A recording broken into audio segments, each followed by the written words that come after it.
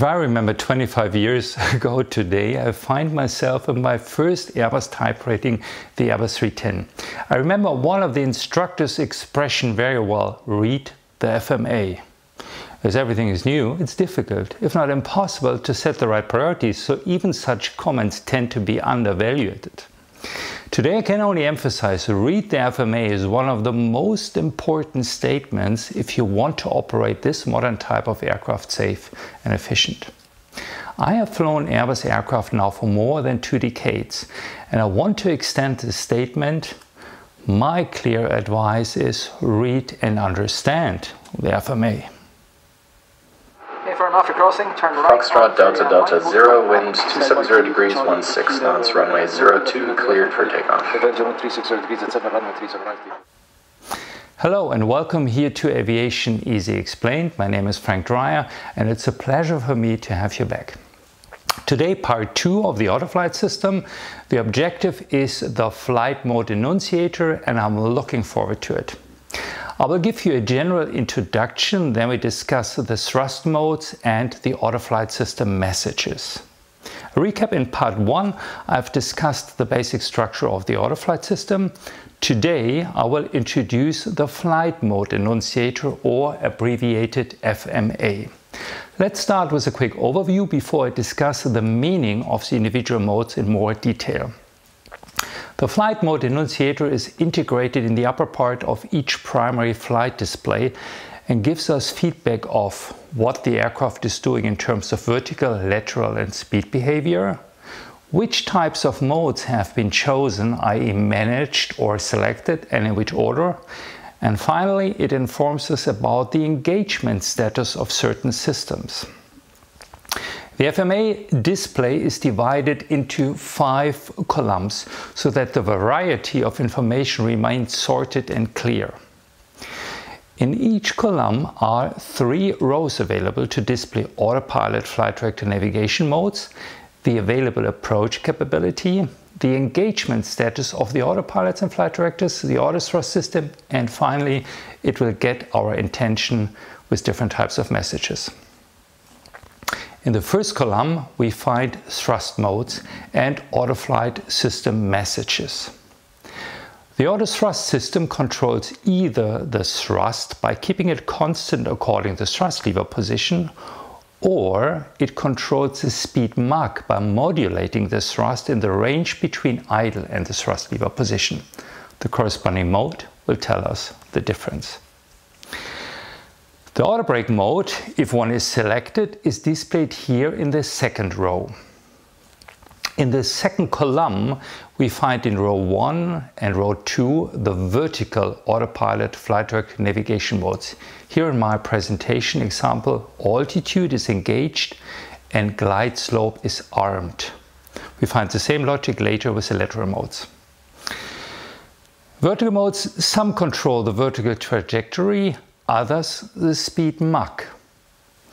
In the third row, TCAS modes are displayed here. In the example TCAS blue, it appears and confirms that the traffic collision avoidance system is armed. In the third column, the autopilot and flight director lateral armed and active modes are displayed.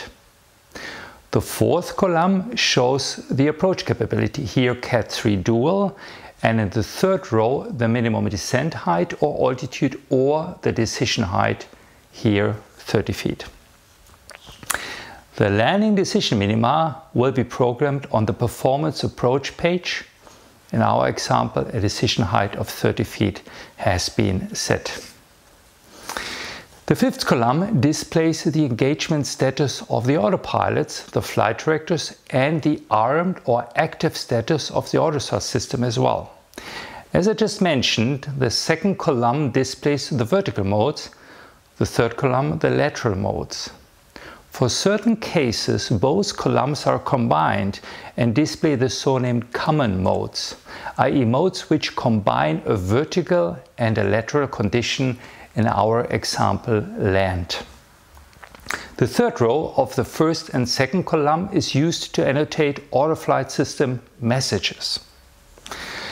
In the third row, in the second and third column, flight control and flight guidance messages or messages sent from the flight management system will be populated, as here in our example, disconnect autopilot for landing. The text color green confirms an active condition, and the blue color an armed condition of the next mode planned to become active.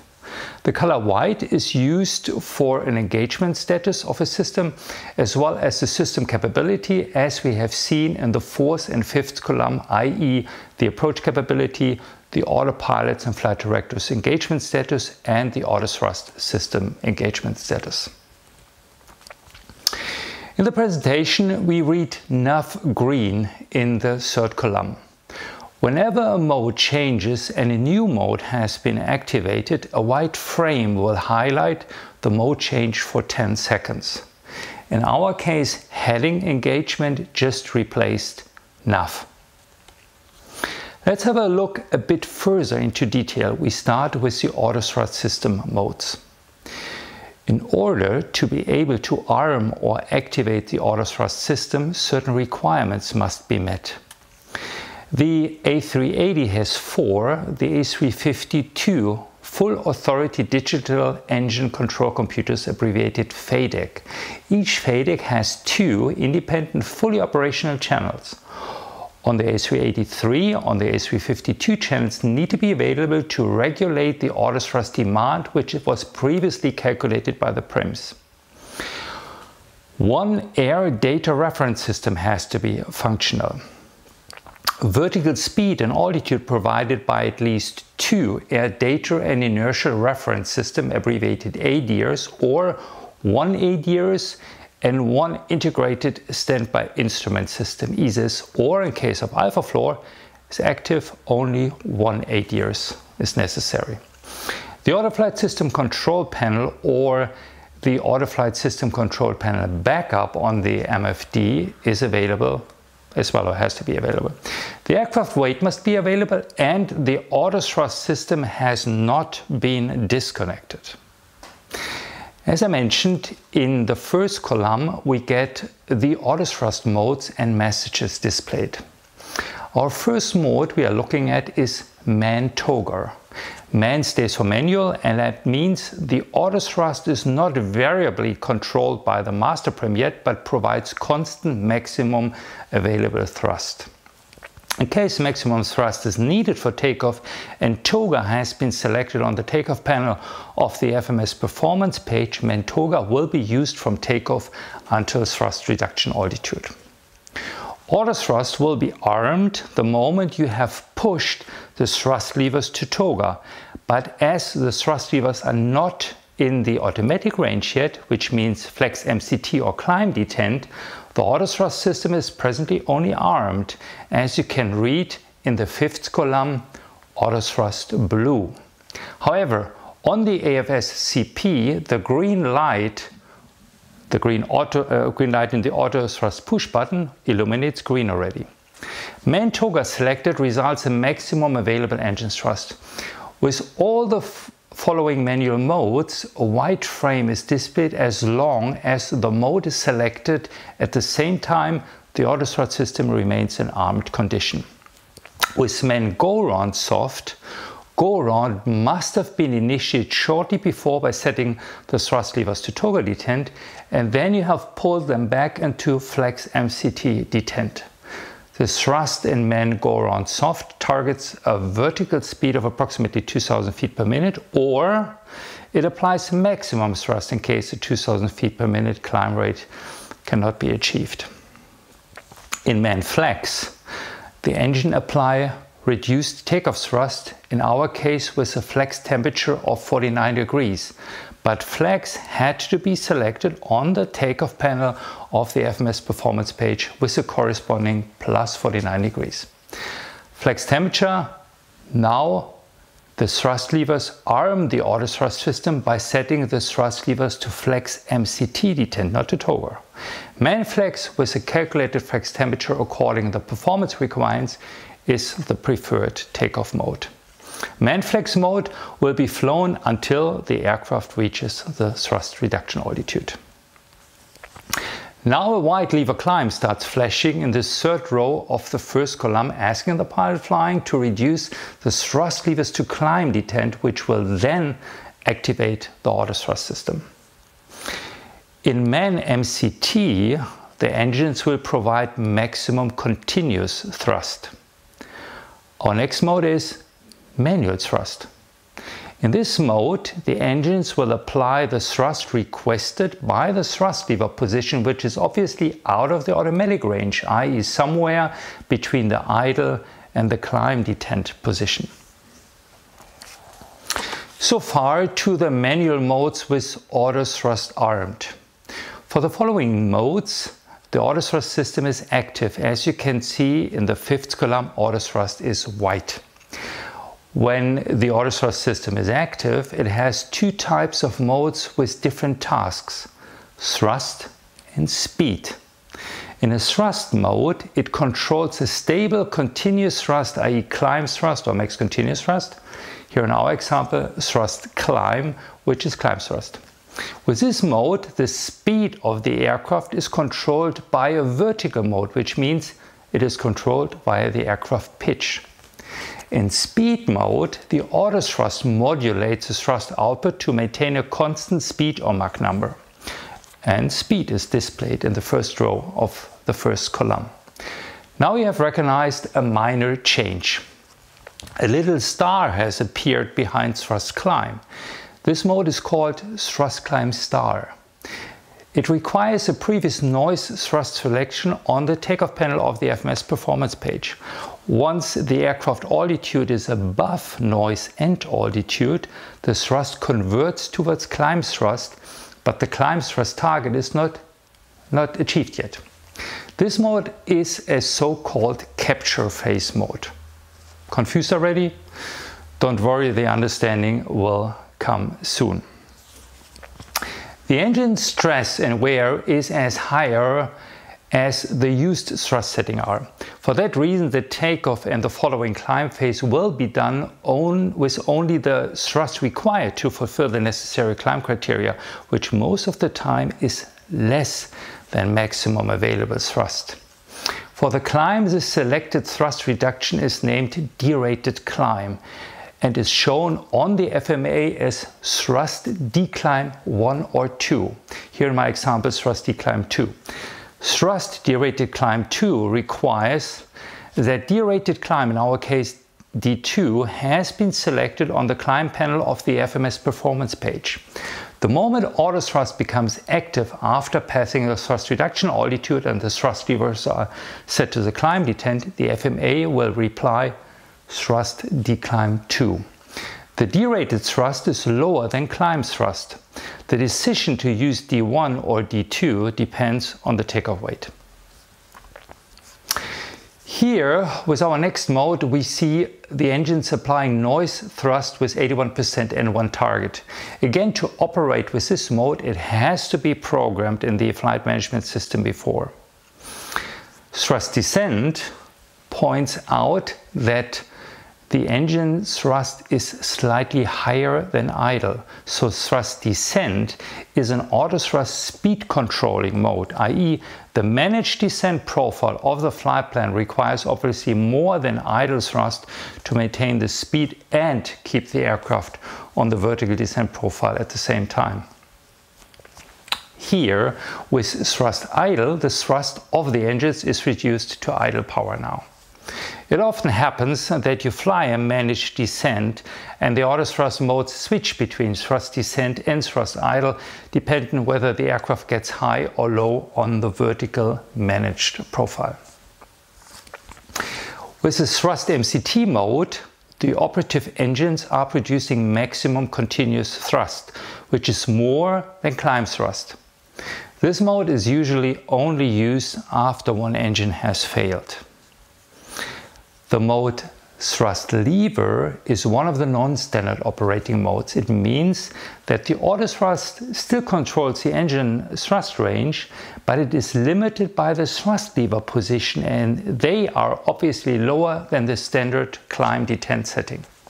Reason could be a high EGD followed by a necessary procedure to operate with a reduced thrust setting. Alpha floor. One of the FMA displayed a protection mode which is highlighted by an amber frame flashing around the alpha floor expression. The alpha floor protection will be triggered when the aircraft angle of attack is above a predetermined threshold function of the configuration. The protection is available from liftoff down to 100 feet radar altimeter approach height. When the alpha floor protection is triggered, the auto thrust automatically activates independently of the previous auto thrust engagement status and alpha floor engages. The auto thrust commands toga thrust regardless of the thrust lever positions. As long as the alpha floor conditions are met, the FMA continues displaying alpha floor with a flashing amber frame. When the aircraft leaves the alpha floor condition, the FMA displays toga lock, again with a flashing amber frame around the toga lock expression, indicating that toga thrust is now frozen. Alpha floor or toga lock can only be disengaged by disconnecting the auto thrust. In case the auto thrust is controlling the speed, we will read speed or mach in the first column. The engine demand is now computed by the prims and regulated by the FADEX to maintain a selected speed or mach, the range of available thrust variables in the given range of the thrust lever position and idle position. Now an example of an autoflight system message in the third row of the first column.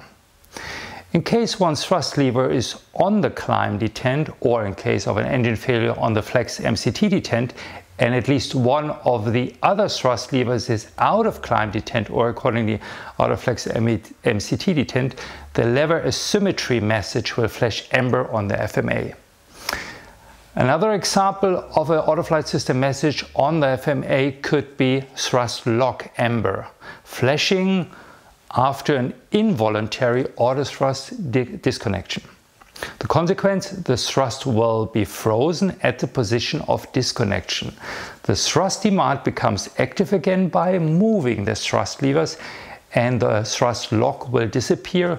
But important to remember here, the auto thrust is not activated again until pressing the auto thrust push button on the AFS CP.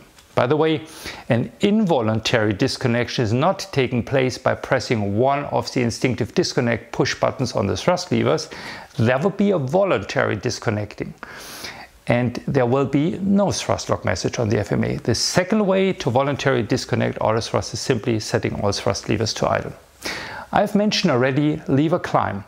It is flashing white when reaching the thrust reduction altitude with all engines operative.